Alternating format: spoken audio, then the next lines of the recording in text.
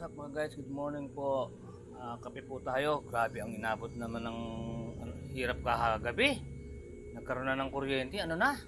Alas 4 na ng umaga, ang init pa naman. Hirap matulog. Sakit sa ulo talaga. So, talagang ganun, tiis-tiis lang. Meron kasing parang nabunggo ata yung ano dito, yung ewan ko kung ano, nabunggo ata ang kawad ng ano, kaya napatid. Yun, brown out kami. Mula halos alas 7 hanggang alas 4 ng madaling araw. Grabing pawis na lumabas sa likod ko. Sabagay may benefits din yun, naglabasan ng mga toxin sa katawan ko. Ganun po mga guys, titingnan nyo rin ang kumbaga yung positive side nung nangyayari sa inyo, wag puro negative side. Naglabasan ng mga toxin ko magdamag, kaya kaya basang-basa ang damit ko pagkagising ko. Ay nako buhay, kagaya po ngayon oh. Ay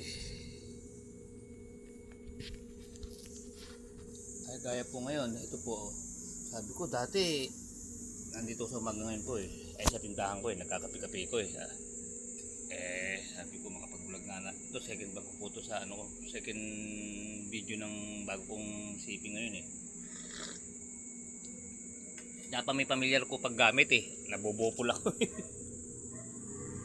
ito po yung sabi ko, ang buhay nga po naman ng tao minsan, ano rin talaga minsan ano din, yung magtitiis ka lang kasi kagaya nun dati halos isang charger lang, ang binibili kong charger yung mga local lang, yung mga nakakainis, ang tagal-tagal mag-charge. Tapos ngayon nagkaroon ako ng dalawang matino nung binilihan ako ng anak ko. Ito po yung huli binili niya sa akin, yung huli pa ayos sinundan ng bago kasi binilihan niya na naman ako ng bago ngayon dalawa, kasi yung isa naman galing naman dun sa pero kasi nagbigay nito dalawa dati halos isa lang ala akong magamit talagang.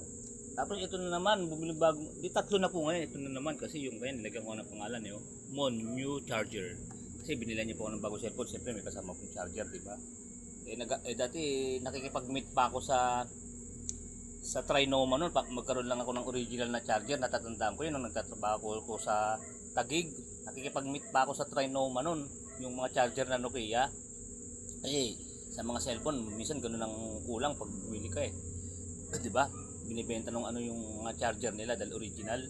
Ganun ako, ano po ako sa charger, gusto ko yung original charger ko para madaling mag-charge. Nakikipag-meet pa ako sa Trinoma, sumasakay ako ng MRT para lang makaano ng bagong charger.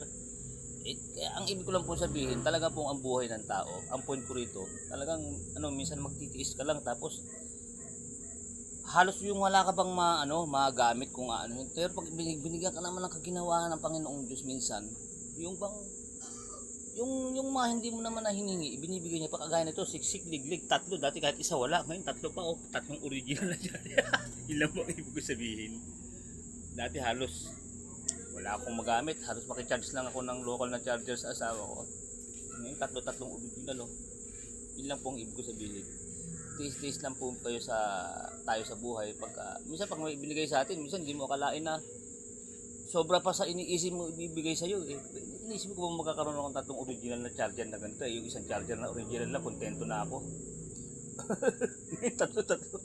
Tapos ito po yung sabi nung anak ko, itong bago daw na to. Ito raw yung tinatawag na, basta may sinabi sa binanggit na 45 wattage pa yun. Basta sinabi niya, ano daw to, napakabilis daw mag-charge nito, parang mga 5 minutes lang ata o 10 minutes. Ano ka na, yung full charge ka na yun nga ang gusto ko sa charger dahil mainipin ako Tapos ito pong dalawa na to, ayos din to pero yung pangkaraniwang original lang.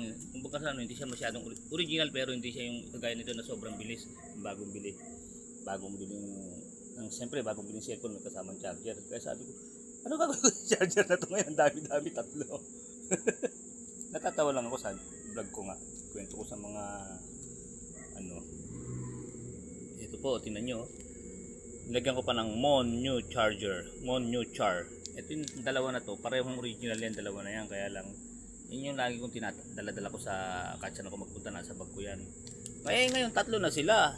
Para bang naisip ko lang, dati kahit isa lang kontento na ako, magkaroon lang ng isang original na charger Kaya dito na pagtanto ko, minsan yung mga pag binigyan ka ng Panginoon, yung mga hindi mo na hinihiling, idadagdag niya pa sa iyo basta ka lang sa kanya, yung tiis ka lang sa mga yung mga tiisin ba sa buhay, basta kahit na nahihirapan ka, manatili ka nasa matuwid ang ginagawa mo. may gantimpala ka rin. Kumbaga hindi ko naman sinabing sobrang gantimpala nito. Parang napag-isip-isip ko lang, thankful ako rito sa bagay na to. Kasi dati iniisip ko kahit isa lang ala eh. Ngayon, tatlo pa. Yun lang po ang point ko sa vlog ko na to, na pag nagbigay yung Panginoon minsan, yung ika nga sinasabi nung ano, yung hindi naman namin tradisyon yun. Siksik-liglig daw umaapaw. Ano? Kaya nga po ito, oh. Ano? Kopya, isa.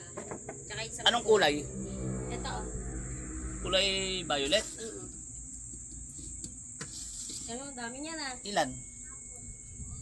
Ilan? Isa lang. Ah, sige. Isang to.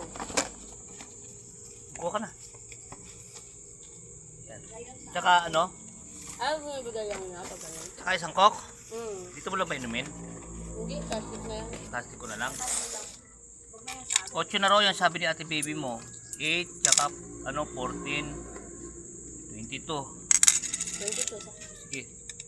Pwede ba Diana? Thank you. Pwede mo mag-request sa'yo? Ano? Kasi may hawak ko cellphone eh. Pwede bang, pwede bang ikaw na mag-plastic? Bibigay ko sa'yo coke.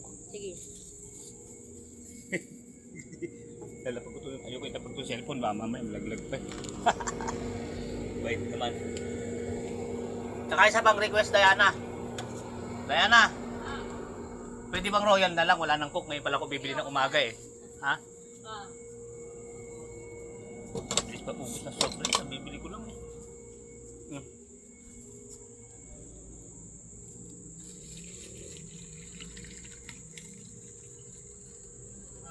Yan. Ito yung straw mo. Ngak lang din. Tama ba yan? Tara. Thank you. Thank you. Yan, may bumili. Pinagbilan muna natin mga guys.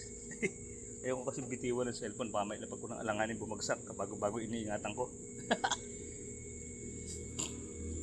O sige po mga guys, hanggang dito na lang po. Kumbaga yun lang naman ang vlog natin ngayong umaga.